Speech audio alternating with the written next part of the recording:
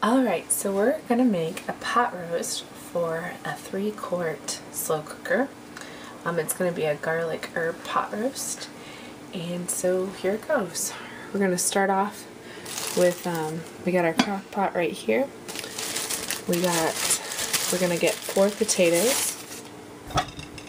And we're going to skin and chop the 4 potatoes. So you want to go ahead and have a skillet heated and big enough to put your pot roast in. I have about a 2-pound pot roast here. We're going to melt some butter in there. And then we're going to cut open our packaging. Got an organic beef stew here.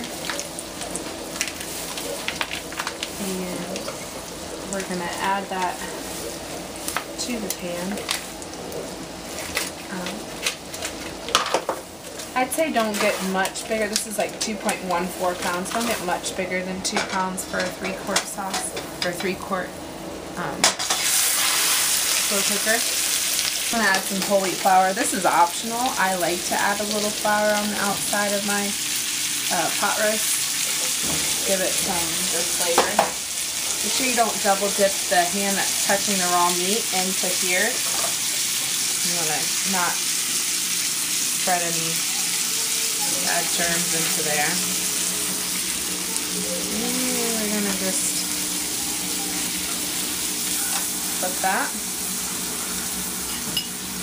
And you just want to brown all 4 sides. Nice and browned there. And you do that to every side of the meat. Okay, so the roast is browned. And just have the thing turned off, and it's just sitting there waiting while I finish doing the vegetables. And I put some potatoes on the bottom, and some I'm waiting to put on the sides and on the top. It's up to you how big you want to cut them. Some I cut this big, some I leave larger. I'm going to add some baby carrots to the bottom. I find that baby carrots are just the perfect size for doing this, and just one thing I don't have to do.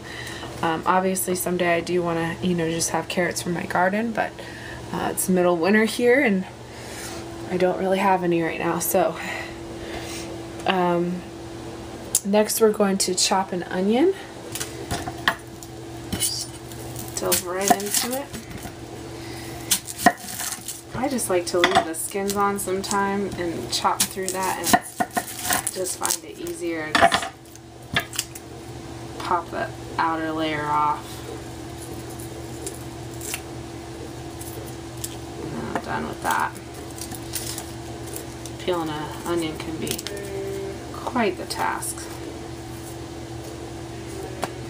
And we'll go ahead and do another big slice or 2. I like a good amount of onion in my pot roast, so if you're not an onion fan, you can lessen the amount you put, or you can put more if you like a lot more, or you don't even have to put any in there, but I find it gives it a nice flavor. I'll leave 2 for the top. Okay, so we've got our onions, carrots, and potatoes in there, most of it. And then we're going to go ahead and plop the beef in there. It's already browned, definitely not cooked. And we're going to add a ½ teaspoon of pepper. Sprinkle it on there. And 1 teaspoon of marjoram, dried marjoram leaves. I've never really used marjoram for a lot of things, but this recipe calls for it, so I'm excited because I hardly ever use it. So just add a teaspoon of that in there.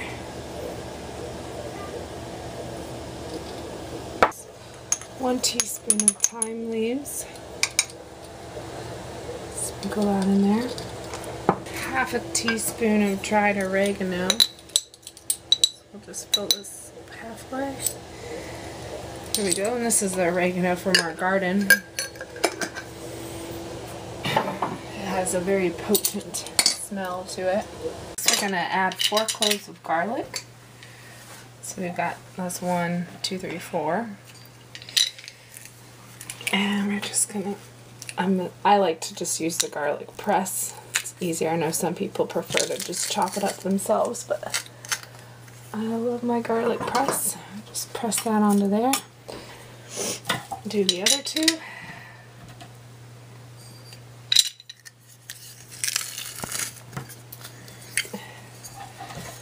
Alright, and we're also going to add a piece of ginger. This came right off the ginger root. Both garlic and ginger and herbs and vegetables and beef are all good for fighting a cold, and I've got a cold right now. So just chopped one of these off and peeled it, and I'm going to put it through the garlic press as well, and we'll see how that goes.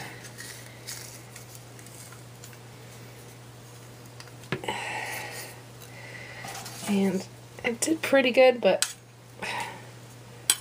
not as good if I were to do it myself. It did pretty good. So we got that in there, and we're gonna just take a fork and kind of spread this garlic over it, over the beef. Push a little bit of it down the sides. Alright. We're going to cover with the rest of our potatoes and carrots and onion.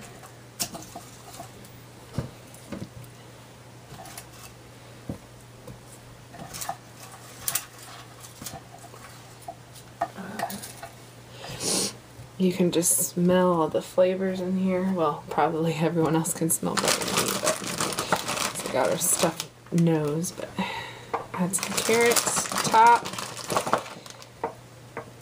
And some onion.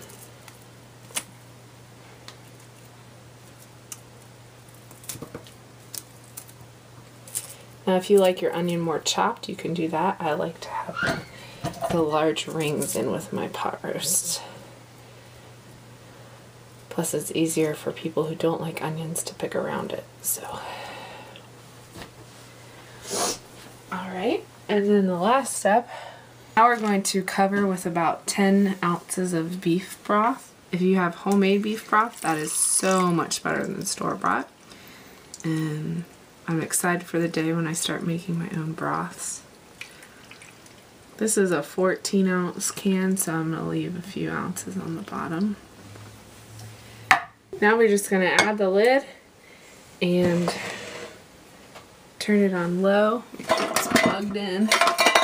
That is a necessity. Alright, got it on low, and we're going to cook it for about 8 hours on low. If you want to do high, you'll cook it for about 3 hours, 3 to 4 hours.